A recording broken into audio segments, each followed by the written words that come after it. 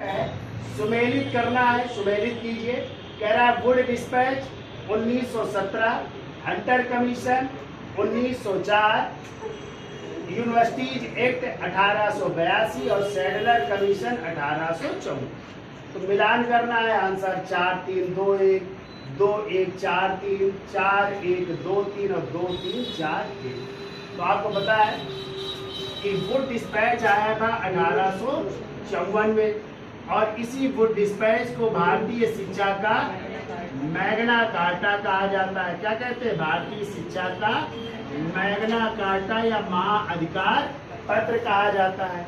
और हमने आपको पढ़ाया है इसी वुड डिस्पैच की सिफारिश पर 1857 में 3 विश्वविद्यालय स्थापित किए गए थे, कलकत्ता, मद्रास और बम्बई विश्वविद्यालय। और इनको आधार बनाया गया था, लंदन विश्वविद्यालय को आधार बना करके इनकी स्थापना की गई। क्लियर? ठीक कह रहा है।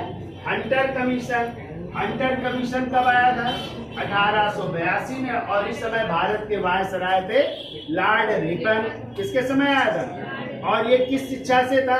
प्राथमिक एवं माध्यमिक शिक्षा से, लेकिन सर्वाधिक जोर दिया था प्राथमिक शिक्षा में हंटर कमीशन ने। ठीक है। तीसरा कह रहा है यूनिवर्सिटीज एक्ट यानी विश्वविद्यालय अधिनियम। तो विश्वविद्यालय अधिनियम आया था 1904 में।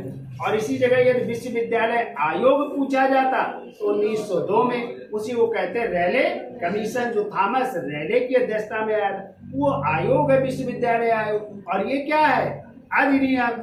कब आया? 1904 में। और कौन थे इस समय भारत के वायसराय? Lord Curzon. क्लियर?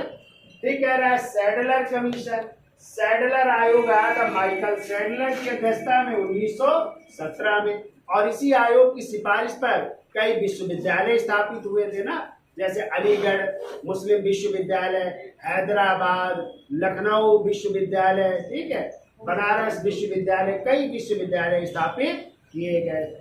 तो आंसर क्या होगा? 4 3 2 1। तो आंसर क्या हो जाएगा? 1 4 3 2